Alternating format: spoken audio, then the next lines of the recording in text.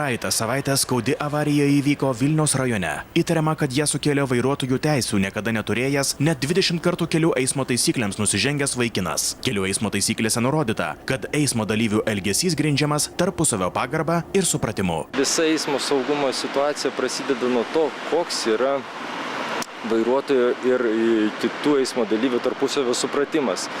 Jeigu vairuotojas elgiasi agresyviai, jis pažeidinėja kelių eismo taisyklių reikalavimus, vieną kartą toks neatsakingas elgesys baigėsi eismo įvykiu, o tada jau žiūrima, kokiasgi pasekmės. Deja, neretai neatsakingas elgesys baigėsi ir tragiškomis pasekmėmis. Kelyje vairuotojai raginami elgtis taip, kaip norėtų, kad būtų elgiamasi su jais pačiais. Lietuvoje, lyginant su vakarų Europa, situacija kol kas ne pati geriausia. Esą užtenka palyginti, kaip vieni kitus praleidžia Vokietijos ir Lietuvos vairuotojai. Ar tu mandagus ir supratingas vairuotojas?